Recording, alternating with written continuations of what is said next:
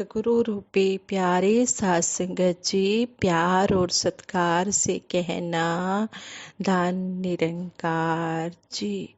गुजर जाए जो दर तेरे, सफल ओ जिंदगानी है। जो तेरे कम आ जाए, सफल ओ जवानी है। साध संगत जी, जो सतगुरु के दर पर हमारा समय बीत जाता है, वही समय मुबारक माना जाता है। और सतगुरु ने ब्रह्म ज्ञान देकर हमें सभी भरम भुलेखों से निकाल दिया है।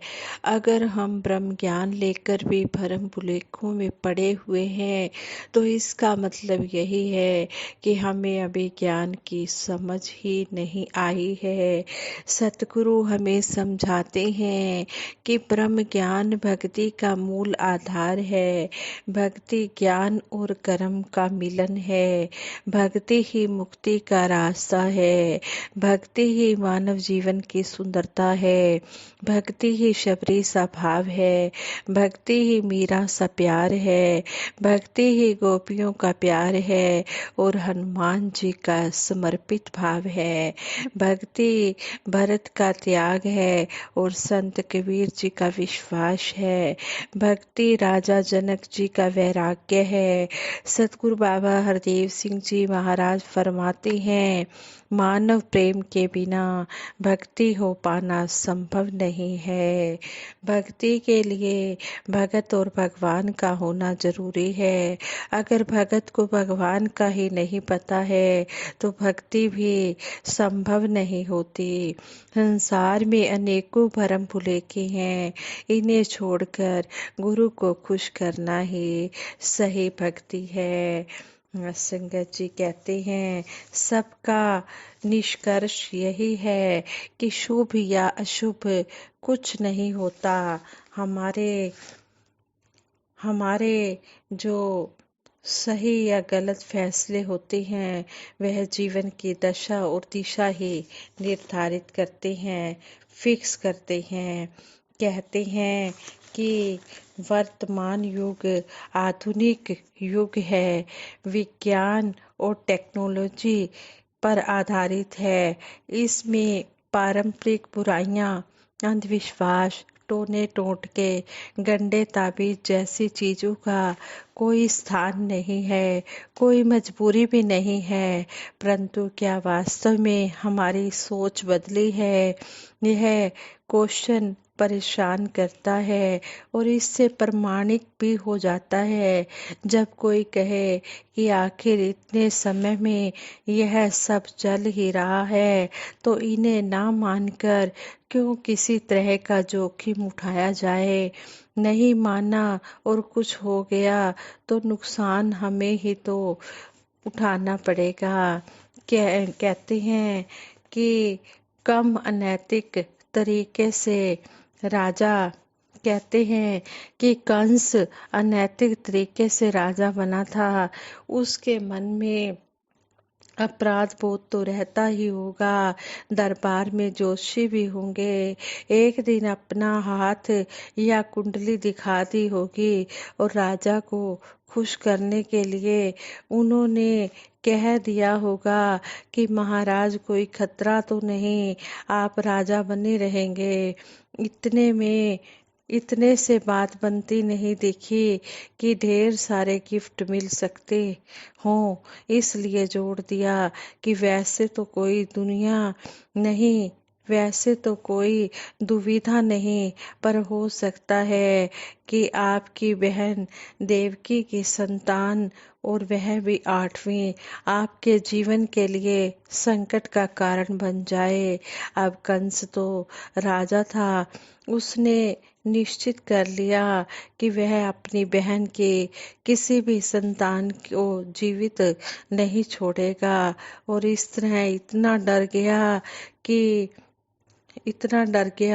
कि वह एक नृशंस हत्यारा बन गया। उसके बाद की कथा तो सभी जानते ही हैं कि किस प्रकार श्री कृष्ण जी ने कंस का वध किया।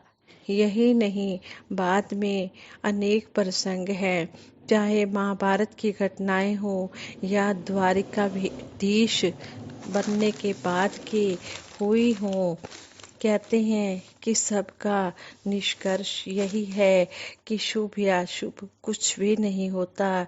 यह हमारे सही या गलत फैसलों पर निर्धारित करता है। जो आस्तिक है उनके लिए ईश्वर है, और जो नास्तिक है उनके लिए जो आस्तिक है उनके लिए ईश्वर, और जो नास्तिक है उनके लिए प्रकृति। जो कल था वह आज है और आगे भी रहेगा, उसमें कुछ बदलने वाला नहीं है। इसी तरह सच हो या झूठ, यह समय के अनुसार नहीं बदलता, हमेशा यही रहता है। यह ठीक वैसा ही है जैसे सूर्य, चंद्रमा, मंगल और ग्रह, जिनमें हमारी पृथ्वी भी है। संसार की कोई रचना अज्ञानता के कारण नहीं हुई है। मानव, दानव, पशु, पक्षी, पेड़ पौधे, पहाड़, नदियां, समुंदर, आकाश, इन सब का अस्तित्व इसलिए है क्योंकि इनमें जीवन जीने योग्य बनता है। कहते हैं कि आपने रेगिस्तान, आकाश में बादलों और पर्वतों पर बर्फ गिरने से अनेक आकृतियां बनती देखी होंगी, जिसे देखकर डर लग सकता है और खुशी भी हो सकती है। असलियत यही है कि यह हमारा मन या सोच है। जो कहते हैं कि यह हमारा मन या सोच है जो ऐसी प्रत, प्रतिक्रिया देता है, इसके अतिरिक्त कुछ नहीं है।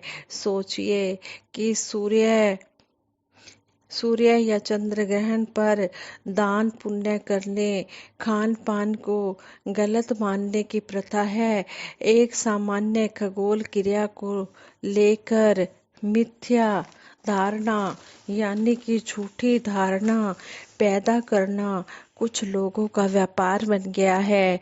सच्चाई यह है कि भविष्य का ज्ञान न होने से किसी पाखंडी की बात सच लगती है, यानी कि सतगुरु का ब्रह्म ज्ञान न होने के कारण, सतगुरु की कृपा से इस निरंकार की जानकारी न होने के कारण ये किसी पाखंडे की बात भी सच लगती है। जिन्होंने ब्रह्म ज्ञान ले लिया है वो इन भरम लेखों में पढ़ते ही नहीं है। कि कहते हैं कि यहाँ से जन्म होता है। धर्म के नाम पर अंधविश्वास को आधार बनाकर काला बाजारी करने वालों का, जो ईश्वर तक पहुँचने के लिए आपसे रिश्वत की तरह आपका मान सम्मान, धन और यहाँ तक कि यौवन भी दलालों के रूप में मान लेते हैं। वे आपका सब कुछ हड़पने को तैयार रहते हैं और एक तरह का प्रपंच रचते हैं। कहते हैं कि कभी भी इन बातों में आना नहीं चाहिए, कभी भी इन बातों में फंसना नहीं चाहिए। भूत प्रेत पिशाच की काल्पनिक घटनाओं को असलियत रूप देने के लिए और अपनी वासनाओं को पूरा करने के लिए स्त्रियों को चुड़ैल कहना और दिमागी तौर से बीमार व्यक्तियों को इलाज की बजाय झाड़ फूक और तंत्र मंत्र से ठीक करने के दावे बताते हैं कि हम चाहे जो भी हो जाए हम सुधरने वाले नहीं हैं। हमारी सोच पर जो पहरा लगा है, कहते हैं कि हमारी सोच पर जो पहरा लगा है वह हटाने के लिए न तो तैयार है, और यदि कोई आईना दिखाए, कोई बताए, तो वह हमारा दुश्मन है। अंधविश्वास हो या पारंपरिक सोच हो, यह सब पीढ़ी दर पीढ़ी चलने वाले ऐसे रोग हैं जिनका हमारे अहंकार, भयभीत रहने और बुरा होने की डर से ग्रस्त रहने के अतिरिक्त कोई अस्तित्व नहीं है। अफसोस तब होता है जब पढ़े लिखे नौजवान भी इन बातों को अपने जीवन में अहमियत देने लग जाते हैं। रिजल्ट यही है कि अंधविश्वास और कुछ नहीं, बस एक तर्कहीन क्रिया है जिसे हम अपनी सोच पर हावी होने देते हैं और अक्सर अपने दिमाग को वह सब करने देते हैं जिसका कोई अस्तित्व नहीं होता। इसमें पढ़े लिखे होने या ना होने से कोई फर्क नहीं पड़ता। महिलाओं पर इसका प्रभाव अधिक पड़ता है क्योंकि वे बहुत भावुक होती हैं और अपने परिवार को किसी भी हालात में सुरक्षित देखना चाहती हैं। आमतौर से ना चाहते हुए भी पुरुष उनकी बातों से एग्री हो जाते हैं और वे सब करते हैं जो उन्हें खुश रख सके। इसी का फायदा ढोंगी, पाखंडी और मक्कार लोग उठाते हैं। यह दुष्चक्कर केवल तब रुक सकता है जब ईश्वर के नाम पर डराने वालों पर कठोर कार्रवाई हो, चाहे इसके लिए स्वयं को नास्तिक ही क्यों ना कहलाना पड़े। तो इस तरह सतगुरु हमें वहमों भरमों से निकाल रहे हैं और यही समझा रहे हैं। इस निरंकार के साथ जुड़कर हमने इसकी भक्ति करते चले जाना है और गुरु के वचनों को अपनाकर ही गुरु को खुश करना है। गुरु के वचन गुरु का ज्ञान है। ज्ञान अज्ञानता के अंधकार को खत्म करके प्रभु के सर्वत्र व्यापक होने की जानकारी देता है। भक्ति और ज्ञान मिलकर कर्म को अकर्म का रूप प्रदान करते हैं। अंधेरे में रस्सी है या सांप, इसका पता उजाला होने पर ही पड़ता है।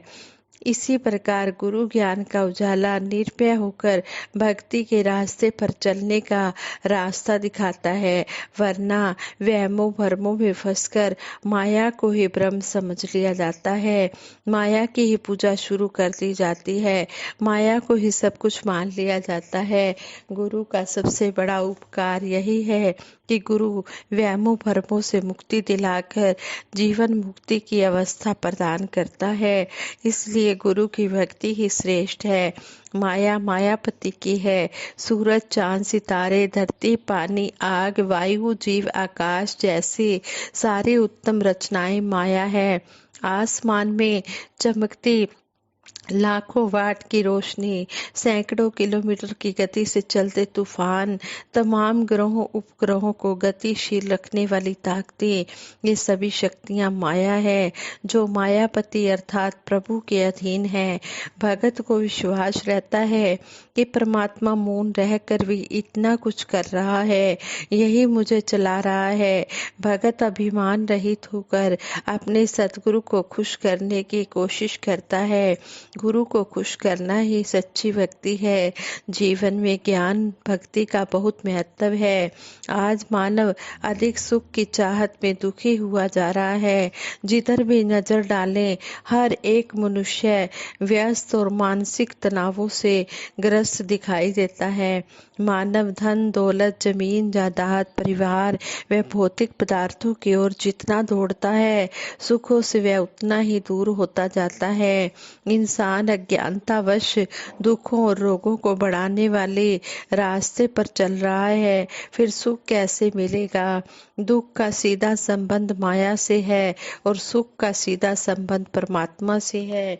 इनके संबंध में हमें ये चार बातें अवश्य याद रखनी चाहिए।